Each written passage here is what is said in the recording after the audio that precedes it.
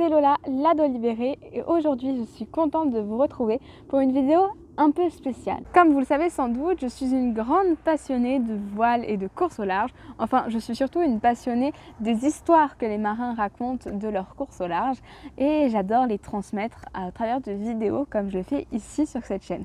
Alors, pour tout comprendre, mon amour pour la voile, il est un peu particulier parce que je suis de Savoie et j'habite en Moselle, donc a priori rien n'aurait pu m'y conduire sauf un stage de voile à Lacanau il y a de ça 4 ans. Voilà, je suis allée tester la voile sur un petit catamaran avec mes frères et sœurs, c'était juste pour le fun. Sauf que en rentrant, il y avait le départ du Vendée Globe 2020 à l'époque et je me souviens très bien ma mère qui était venue nous parler du Vendée Globe en nous disant bah regardez, il y a une course de bateau qui part, ça vous intéresse de la suivre? Et moi forcément, comme toutes mes petites sœurs et mon petit frère, on a tous dit absolument oui tout de suite. Donc elle nous a imprimé des ressources, on avait des livres, enfin c'était exceptionnel, j'ai adoré faire ce travail. Toutes les semaines, je faisais un petit compte-rendu de ce qui s'était passé dans la course. Je suivais tous les skippers tous les jours sur la cartographie. Je me souviens très bien avoir été marquée par le naufrage de Kevin Escoffier.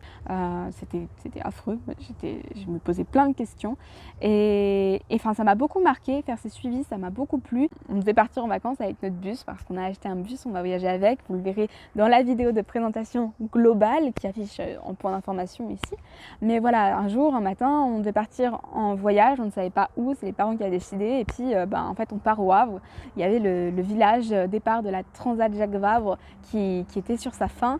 La Transat qui allait partir avec les bateaux du Vendée Globe, donc les bateaux qu'on avait suivis.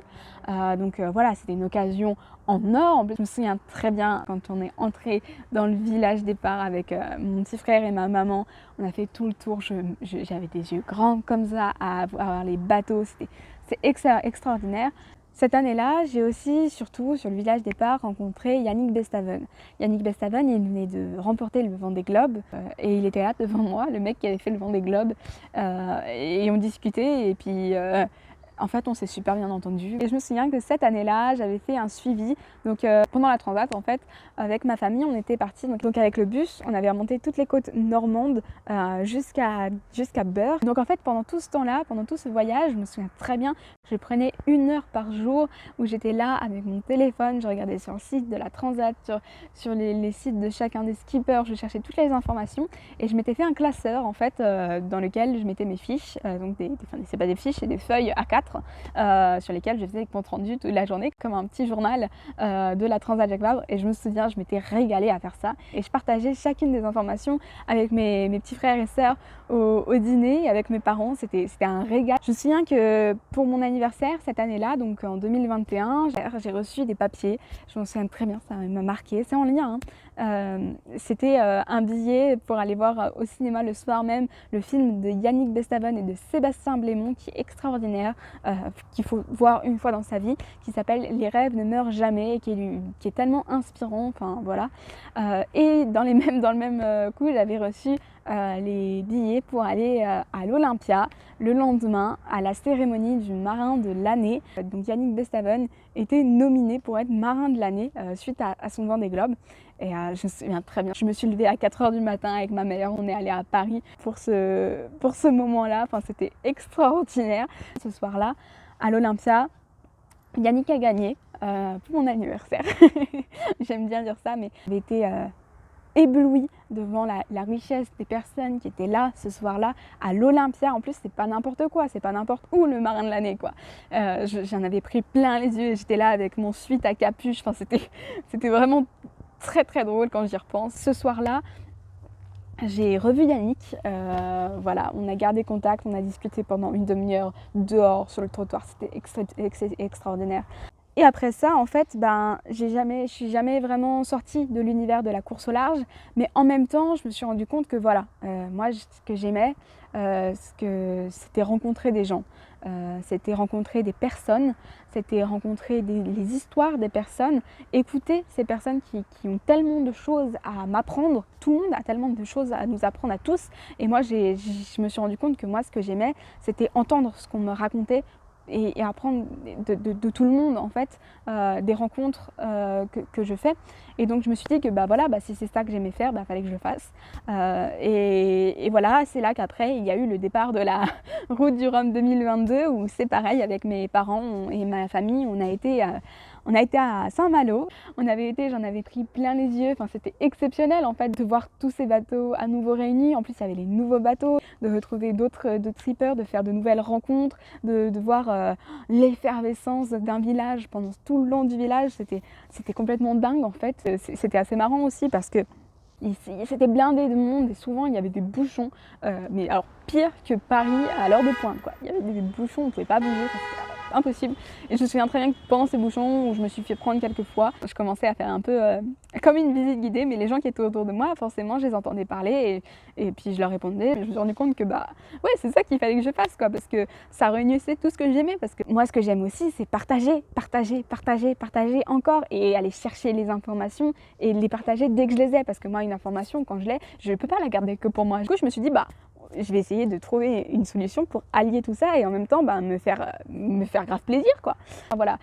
Le départ a été décalé, mon départ de Saint-Malo avec ma famille a aussi été décalé. Je suis allée vivre le départ de la route du Rhum au large avec la team Maxime Sorel, donc, qui est engagée sur la route du Rhum avec son IMOCA VNB Montmanamayenne. Cette journée, elle a bousculé quelque chose en moi parce qu'en fait, j'ai entendu Francis Le Goff qui donnait le départ à la radio.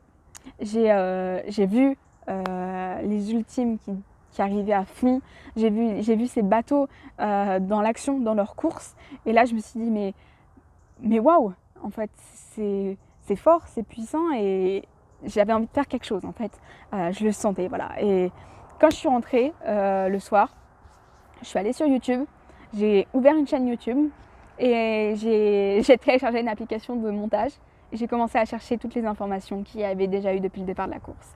Et alors c'est comme ça qu'est né en fait l'envol d'une ado libérée. Donc j'ai commencé à faire les suivis de course sur la route du Rhum. Enfin c'était extraordinaire de faire ça. Et puis ce qui était encore plus extraordinaire je pense, c'est de voir les retours que j'avais. En fait il y avait... Enfin, vous étiez tellement nombreux à me suivre et à suivre cette aventure-là que moi, ça me donnait des ailes, ça me donnait envie de continuer et puis je kiffais trop quoi. J'ai été une nouvelle fois invitée à la cérémonie du marin de l'année. Il y avait Charles Caudrelier qui était présent, donc qui avait remporté la route du Rhum. J'ai rencontré plein d'autres marins que j'avais même pas pensé qu'ils allaient être là ce soir-là. Par exemple Yves Le Blévec qui faisait sa dernière course, Damien Seguin qui avait dématé. Il y avait Johan Richomme qui avait remporté la course en classe 40, il y avait Erwan Leroux qui avait remporté aussi la course en Ocean 50 et donc du coup voilà j'arrive et puis je me rends compte que non en fait ça va pas le faire et je vais voir tout le monde, je leur dis bon écoutez voilà moi j'ai fait ça pendant la route du Rhum, j'aimerais bien, enfin voilà suite à ta route du Rhum j'aimerais qu'on en parle en interview. En fait ce soir-là j'ai fait ma première interview avec Damien Seguin et que j'en ai fait 4 ou 5 derrière et là je kiffais vraiment et j'ai rencontré une personne extraordinaire ce soir-là qui s'appelle Christine Courtois et qui m'a invité le lendemain à venir au salon nautique et qui ouvrait et puis le parrain de l'édition c'était Mike Horn et voilà moi j'ai dit oui. En fait l'idée c'est qu'elle m'invite là parce qu'il y avait la conférence de presse de la Transat Jacques Vabre dans laquelle le parcours allait être dévoilé. Moi ça m'intéressait d'y aller parce que je me suis dit que c'était la prochaine grande course qui allait arriver. J'avais adoré ce que j'avais fait sur la route du Rhum et je voulais continuer, donc je vais à la conférence de presse. Je rencontre les personnes de l'organisation de la Transat Jacques Vabre et c'était ces personnes là qui m'intéressaient parce que je voulais voir si je pouvais faire la même chose que j'ai fait mais en plus grand parce que j'ai beaucoup aimé faire les suivis de course et j'aime toujours ça, mais ce que je voulais faire c'est quelque chose qui me ressemble encore plus, quelque chose qui a plus de lien encore avec la personne que je suis et quelque chose qui me ressemble parce que moi ce que j'aime c'est mettre les choses en lien les unes avec les autres. Où je suis allée les voir, je leur ai dit voilà je fais ça, est-ce que ça serait possible de me donner plus de liberté par rapport aux marins, par rapport à l'accessibilité de la course, etc. Et j'ai eu beaucoup de chance parce que la Transat Jacques Vabre, ils ont une organisation qui est juste superbe. Donc je suis titulaire actuellement d'une accréditation de médias sur la Transat Jacques Vabre qui commence donc le 29 octobre, dont le village départ commence le 20 octobre au Havre. je suis à fond en fait, je kiffe. D'avoir l'accréditation média, ça me permet d'aller plus loin que de faire des suivis de courses parce que déjà je vais pouvoir faire des interviews pontons avec les skippers et puis je vais pouvoir m'en servir pour faire du lien et faire un contenu qui me ressemble encore plus. Alors ça veut dire qu'en gros, je pourrais lier tout ce que j'aime, mettre de l'histoire, de la littérature, de la voile et du journalisme ensemble dans le même projet. Et j'ai eu la chance que la Transat Jacques Vabre parte du Havre et arrive à Fort-de-France en Martinique parce que le Havre c'est une ville extraordinaire, un excellent terrain de jeu et moi qui suis très curieuse, je me suis rapidement intéressée à ces deux points à départ et arrivée. Je me suis intéressée au Havre, je me suis dit la ville est extraordinaire. Voilà.